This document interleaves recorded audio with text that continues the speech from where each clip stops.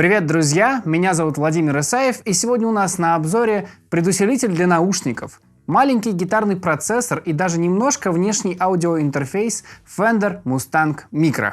Поехали!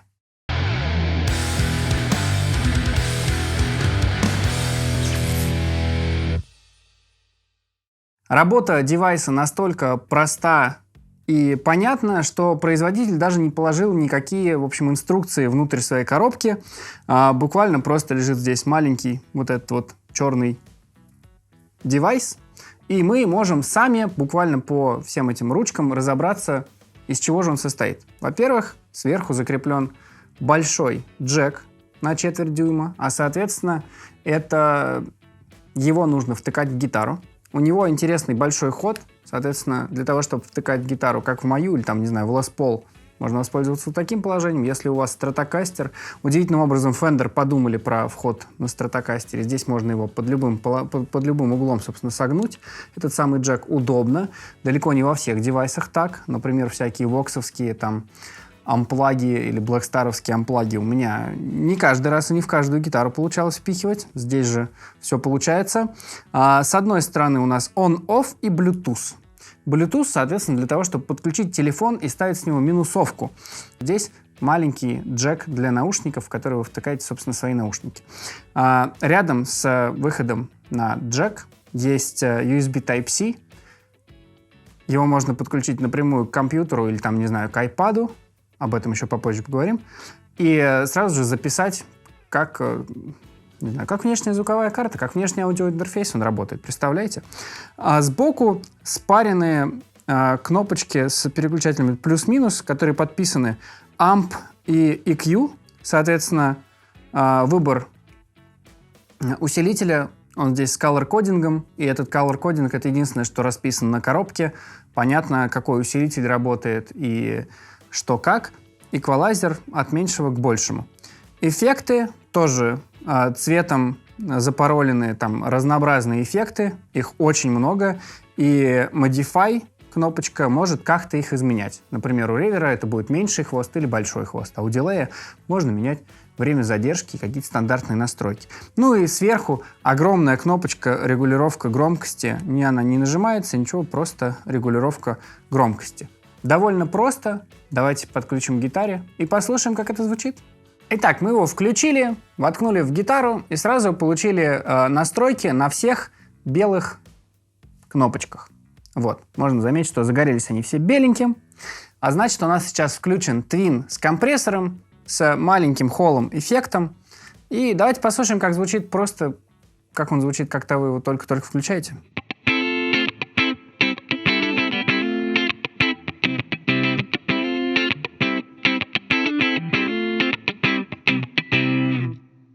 Довольно приятный такой супер скомпрессированный звучок.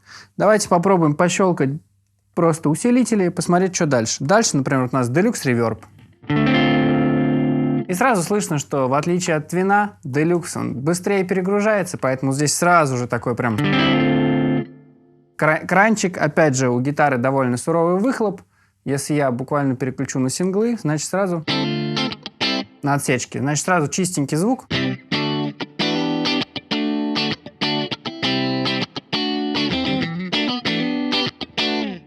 Если я хочу даже на полном хамбакере чуть-чуть преуменьшить гейн, я беру кнопочку EQ и уменьшаю. У меня, видите, здесь загорелась синенькая лампочка, зелененькая лампочка, белая лампочка, это как и было изначально посередине настройки, желтенькая и красненькая. Соответственно, я могу на 2 градации уменьшить и на 2 градации увеличить перегруз или гейн на усилителе. Давайте попробуем на минимальном. И давайте попробуем на максимальном.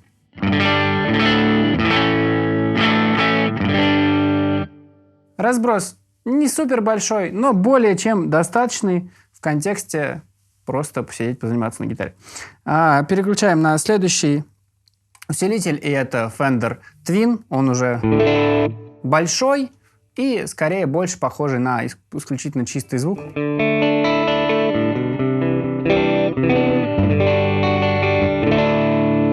Однако совсем кристально чистый был на Twin с компрессором на первой настройке. После этого у нас идет Воксик. Он тут подписан в инструкции 60s British. Соответственно, такой без верхов, зато сразу уже такой более-менее едкий перегрузик.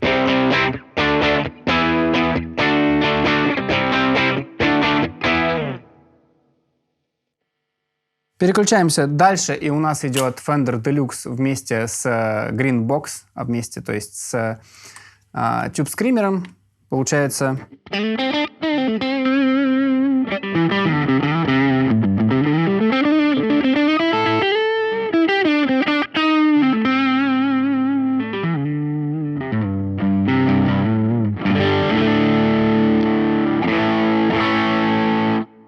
Получается такое знаменитое сочетание Fender Deluxe плюс Ibanez Tube Screamer. Следующая настройка — это 70s British, это уже Marshall.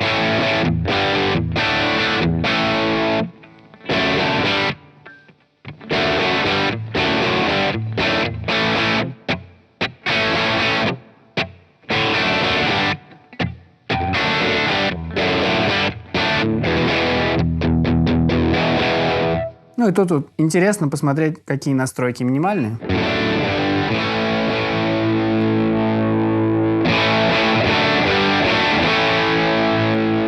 В данном случае, мне кажется, что он скорее даже работает, может быть, правда, как эквалайзер, почти не трогает никаким образом ручку гейна.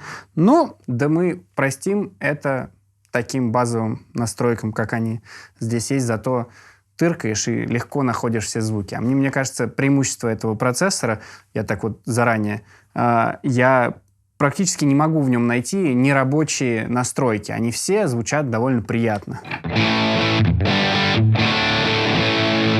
Я переключил усилитель, и мы теперь в режиме 90s American, то есть это наверняка что-нибудь типа Mesa Boogie.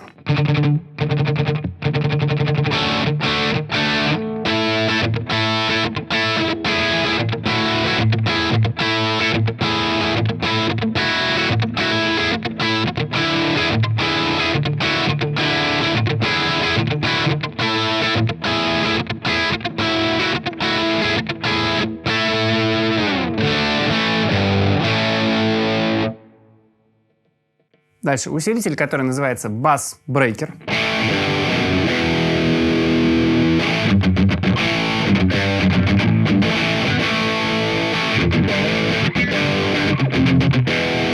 Чувствуем, да, что мы так по градации все прибавляем и прибавляем перегрузик. Его все становится больше и больше. Доходим до Фридмана BE100.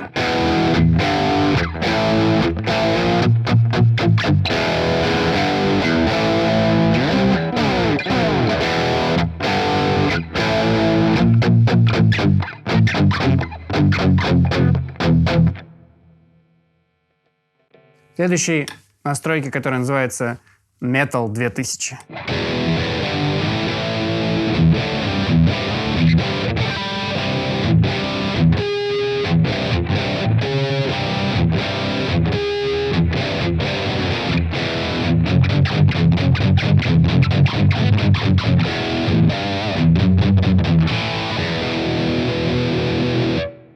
И, наконец-то, Uber Metal.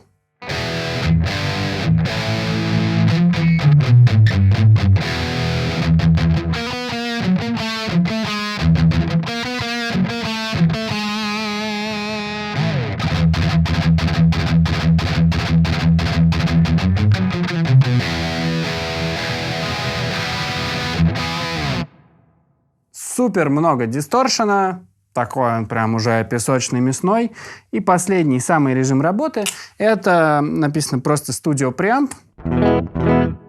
Соответственно, чистый звук. Если у вас бас-гитара, и вы его, есть бас-гитара. Я, честно говоря, если вы прям просто басист, я бы его, наверное, не советовал, потому что слишком отсутствуют настройки для бас-гитары. Может быть, они когда-нибудь выпустят версию для баса, и тогда я скажу, что вау, классная штука для бас-гитары, смотрите на нее.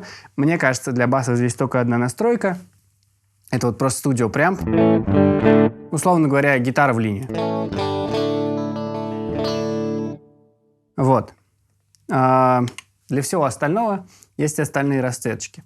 Итак, пробежались мы через все до последнего модели усилителей. Давайте остановимся теперь на Fender Deluxe, который такой чуть-чуть перегруженный, но можно, если что, его до чистого звука довести. И на этом звуке послушаем все эффекты, потому что почему нет? Наверняка вам же интересно, какие тут эффекты встроены. А эффектов здесь столько же, сколько и моделей усилителей. 12 штук. Готовьтесь к путешествию. По умолчанию и всю дорогу был включен холл, то есть маленький ревер. Слышно, да, что он прям разлетается. Если я поставлю минимальные настройки, то его просто и нет. Прибавляю потихонечку.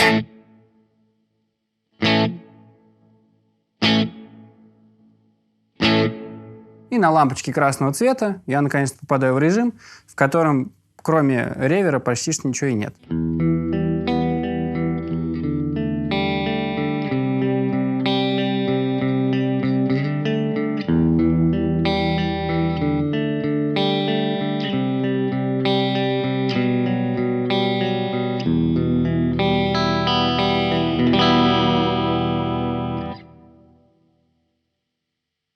Переключаемся на следующую лампочку красного цвета и попадаем в пружинный ревер. Чуть-чуть разлет у него уже другой. Соответственно, послушаем на максимальных настройках.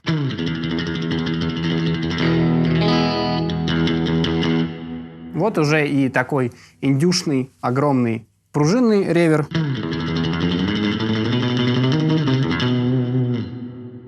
Ну или, если захочется, то можно поиграть что-нибудь вроде.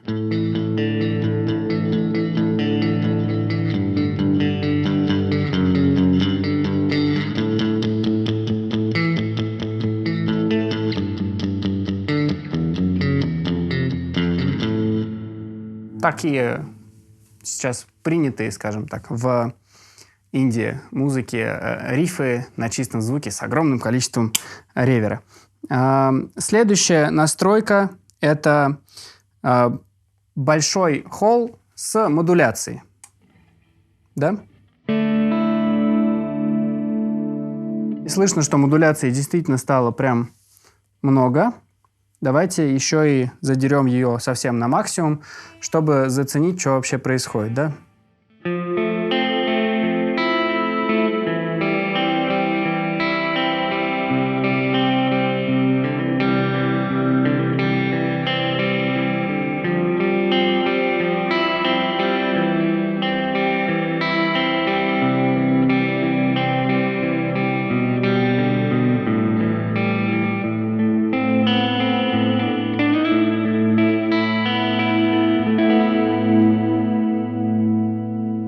Люблю хороший ревер с модуляцией. Мне кажется, что, опять же, слышно, что сложно здесь нарваться на нерабочие настройки. Они все время, ну, прям прикольные. Не хочется такого большого количества ревера. Его довольно легко можно усмирить буквально парой кнопочек, и вот он уже просто становится подложкой для каких-то аккомпанирующих партий там.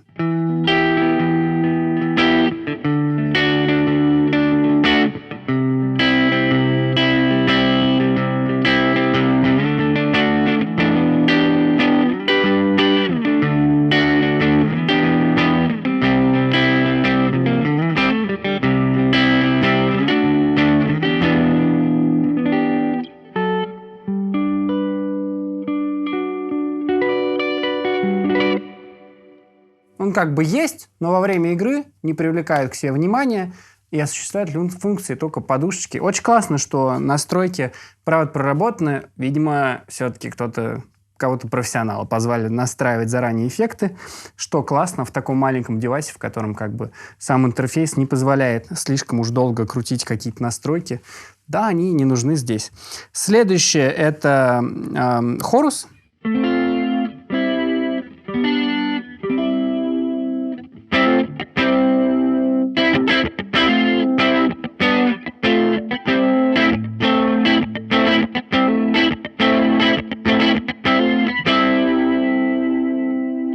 Слышно, что в умеренных настройках он такой, типа, классный, мягенький, немножко под 80-е.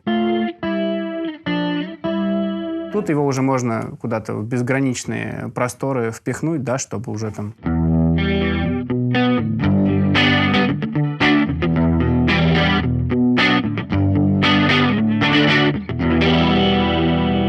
Чтобы уже хорус был такой, немножко даже, возможно, пошловатый. Переходим к следующему. Тут фленджер.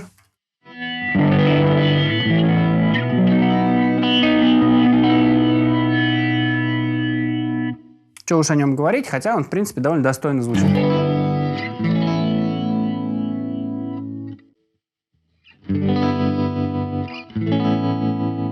Тремоло.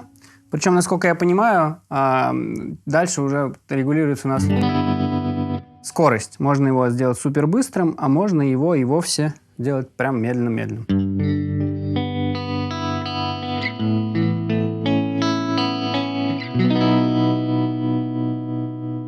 Приятно звучит тремоло. Следующая настройка такая тоже фендеровская, родная, вибратон.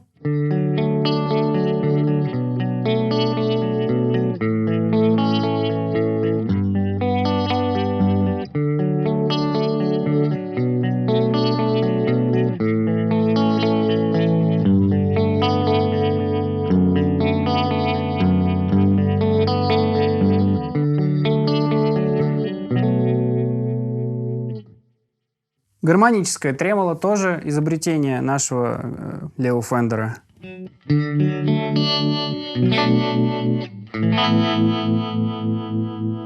Классно действительно звучит, похоже на настоящее гармоническое тремоло.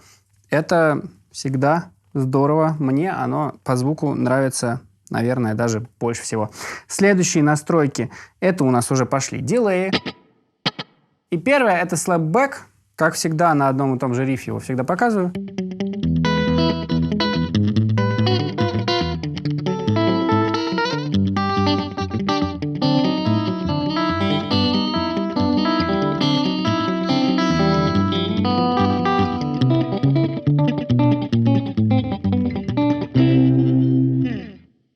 Создается ощущение старой записи, старой пластинки? Да, создается. Что тут меняется при следующих настройках? Это максимум. Это, соответственно, минимум. Просто яркость и громкость этого самого слэпбэка, темп его не меняется.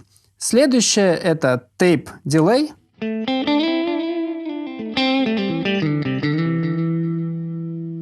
Максимальные настройки.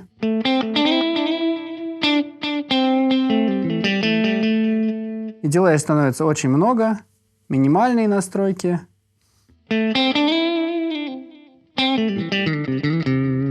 И дилей становится уже таким супер незаметненьким. Темп его при этом не меняется, зато он скрывается где-то вдали и всего лишь создает небольшую атмосферочку. Предпоследнее — это хорус и монодилей. Такой уже, да?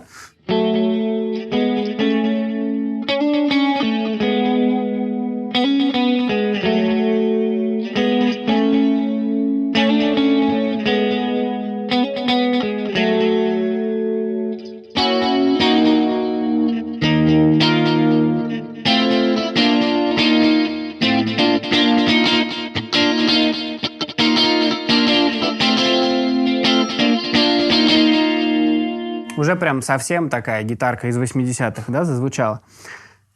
И, наконец-то, мы добрались до последней настройки. Это 2290 дилей и большая комната.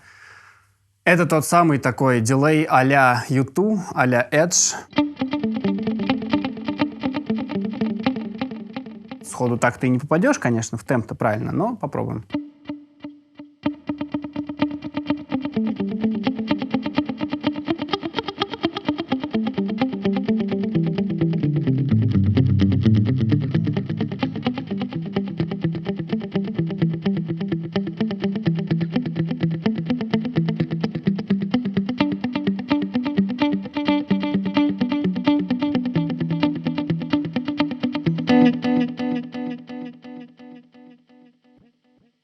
Следующие настройки меняют его темп, и теперь он немножко медленнее.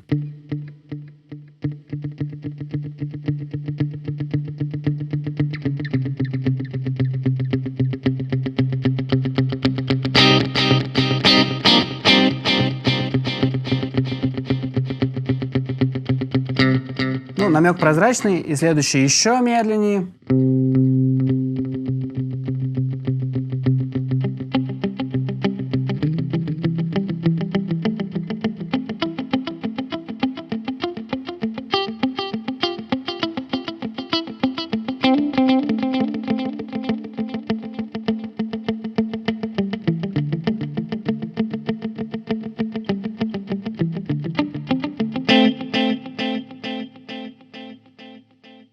Опять же, чувствуете, как классно? Настройки сразу все рабочие. Более-менее ты один раз прошелся, пометил себе, для какой музыки какие настройки тебе больше всего подойдут. И дальше уже чистое творчество, без всяких там бесконечных накручиваний и саундов. Здесь все двумя, ну, там, четырьмя, ладно, кнопками настраивается очень быстро, очень классно. Надеюсь, про девайс, собственно, все понятно. Давайте поговорим еще про оставшийся функционал немножко, ну и закончим. Во-первых, девайс работает не на батарейках, как его все конкуренты ближайшие, а на подзарядке. Соответственно, USB Type-C, скорее всего, у всех уже есть такой проводочек. Проводочек есть в комплекте, скорее всего, у всех есть зарядники, блоки для зарядки смартфонов или чего угодно. Ну или на крайний случай можно прямо от какого-нибудь своего компьютера, ноутбука подзаряжать. Соответственно, все на аккумуляторах. Очень удобно, очень убедительно, никаких лишних забегов по батарейкам, никакого лишнего мусора. Вот это все экологично, классно. Подключить его к телефону можно, и можно его использовать как, условно, Bluetooth-наушники. Вот эту штучку, как Bluetooth-наушники. Соответственно, беспроводным способом с телефона можно включать на нем метроном, можно включать на нем минусовочки. Я, например, в последнее время очень люблю включать на Ютубе видео, которые называются, например, там, не знаю, G-Major Ambient Drone. И там просто часовое видео, которое держит одну тональность, можно поверх них заниматься. Я вот выбираю, например, для себя такое, и в сумме с этим девайсом это все очень компактно, и можно заниматься где угодно, когда угодно, как угодно, лишь бы было место для того, чтобы достать гитарку и включить вот эту штучку. Что еще про этот девайс? Его можно подключать к компьютеру, использовать как звуковую карту. Соответственно, в путешествиях можно воткнуться напрямую в iPad или там, не знаю, в телефон и использовать его как звуковую карту для записи, например, в какой-нибудь GarageBand. Так вот, плавно записью в дороге я и подвожу к моей, наверное, главной мысли. Мне кажется, это супер классный девайс, который можно бросить в гитарный чехол и всегда иметь с собой для того, чтобы позаниматься в любом месте, в которое только можете себе представить. Не знаю, например, или там подобрать песенку, которую нужно срочно подобрать по какой-то причине. Или, не знаю, ты в путешествии, не хочешь брать ничего с собой, ни педалборд, ни процессор, ничего. Это, наверное, самый удобный и компактный способ позаниматься где-то на ходу. Ну и кроме того, конечно, дома, чтобы тихо и никому не мешать, это тоже очень удобное устройство, которое звучит уже на порядок лучше, чем аналоги предшествующих лет. Это прям действительно классный гитарный процессор, который занимает мало места и который очень легко использовать на ходу.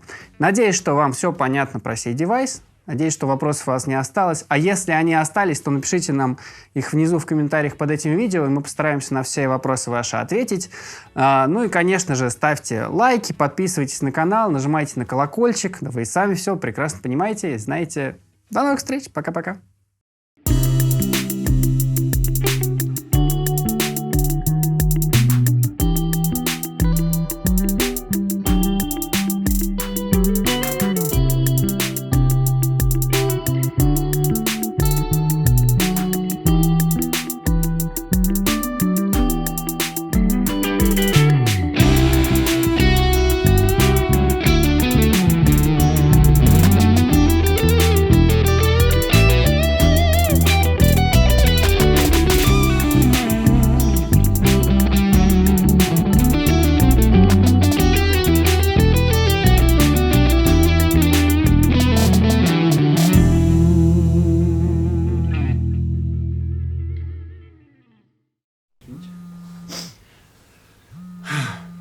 Да. Угу. Это у тебя, да? Да, да, да. А где? Ну ладно. Там лежит. Я его уже вроде сбросил, но все равно. Ладно, Давай. угу. Я думаю, что как и он не сильно мешает.